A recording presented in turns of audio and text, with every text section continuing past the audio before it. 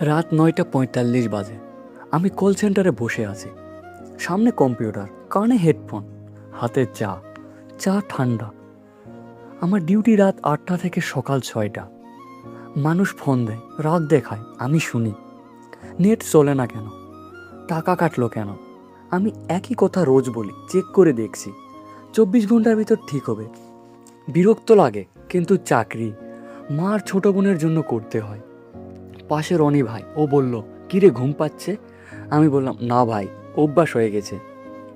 ঘড়িতে ৯:৫৮ বাজে। বুকের ভিতর কেমন করে, কারণ 10টা বাজে।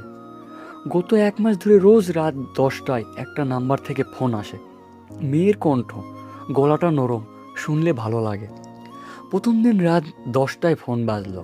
আমি ধরলাম, হ্যালো, কিভাবে সাহায্য করতে পারি? ওপাশ থেকে বলল, হ্যালো ভাইয়া, আমার নেট খুব স্লো, ভিডিওও চলে না। আমি চেক করলাম, সব ঠিক আছে। বললাম, আপু আপনার এলাকায় টাওয়ারের কাজ চলে, এই জন্য স্লো, 2 ঘন্টা পর ঠিক হবে। ও বলল, ও আচ্ছা, থ্যাংক ইউ ভাইয়া, বলে কলটি কেটে দিল। পরের দিন আবার 10টায় ফোন, সেই গলা, ভাইয়া আমি কালকে ফোন দিয়েছিলাম, আজকেও স্লো। আমি আবার চেক করলাম, সমস্যা নাই। বললাম, আপু ফোনটা অফ করে অন করেন, ঠিক হয়ে যাবে। আচ্ছা ভাইয়া, থ্যাংক ইউ। এভাবে 7 দিন গেল, রোজ রাত 10টায় ফোন, রোজ একই কথা। 7 দিন পর আমি বললাম, আপু আপনি দিনে ফোন দেন না কেন? রাতে তো লাইন ফাঁকা, দিনে দিলে ভালো সময় দিতে পারবো। ওপাশে 3 সেকেন্ড চুপ, তারপর হাসলো, মন খারাপের হাসি। বলল, ভাইয়া দিনে সময় পায় না, আর রাতে আপনার গলা শুনতে ভালো লাগে। আপনি রাগ করেন না। অন্যরা ধমক দেয়। আমি চুপ হয়ে গেলাম। বললাম, আচ্ছা আপু, সমস্যা নাই, আপনি রাতেই ফোন দিয়েন। এরপর থেকে কথা পাল্টে গেল। নেটের কথা 1 মিনিট, বাকি সময় অন্য কথা। ভাইয়া আজকে বৃষ্টি হচ্ছে। হ্যাঁ আপু, আপনি কেমন করে জানলেন? জানালা দিয়ে দেখলাম। ভাইয়া খেয়েছেন রাতে? হ্যাঁ আপু, আপনি? আমি খাই নাই রাতে। ভাইয়া চাকরি কষ্টের না? কষ্টের আপু। আপনি কি করেন? ঘরে থাকি, বই পড়ি। আমি বললাম, আপু আপনার নাম কি? ও হাসলো, নাম দিয়ে কি করবেন? মায়া বেড়ে যায়। আমাকে রাত 10টা ডাকেন। আমি হাসলাম, আচ্ছা রাত 10টা আপু। 15 দিন গেল। আমি বুঝি ও নেটের সমস্যা নাই, ও কথা বলার জন্য ফোন দেয়। আমিও অপেক্ষা করি, সারাদিন ঘুমাই, রাত 8টায় অফিসে আসি। 9টা থেকে অস্থির লাগে, ঘড়ি দেখি। রনি ভাই বলল, কিরে কারোর জন্য ওয়েট করিস? আমি বললাম, না ভাই, 16 দিনের দিন ও ফোন দিল না। 10টা বাজে, 10টা 10 বাজে। আমার হাত ঘামে, গলা শুকনা। সুপারভাইজারকে বললাম, স্যার লাইনের সমস্যা নাকি? স্যার বলল, না সব ঠিক।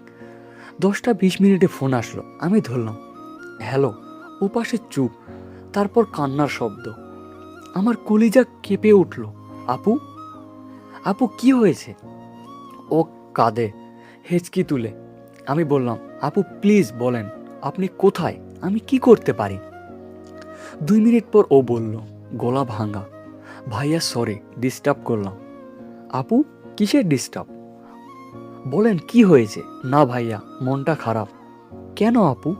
ভাইয়া আপনার সাথে কথা বললে ভালো লাগে, মনে হয় কেউ আছে শোনার মতো। আমার চোখে পানি আসলো। বললাম, আপু আমি আছি, রোজ 10টায়, যতক্ষণ ইচ্ছা বলবেন, আমি শুনবো, প্রমিস। ও কাঁদতে কাঁদতে হাসলো। আপনি খুব ভালো ভাইয়া, সত্যি, ভালো থাকবেন। আমি বললাম, আপনিও আপু। রাখি ভাইয়া, ঘুমাবো। আচ্ছা আপু, শান্তিতে ঘুমান, কালকে ফোন দেন, বলে লাইনটি কেটে গেল।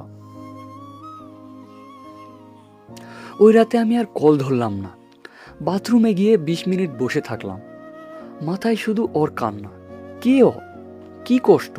কেন আমার খারাপ লাগে?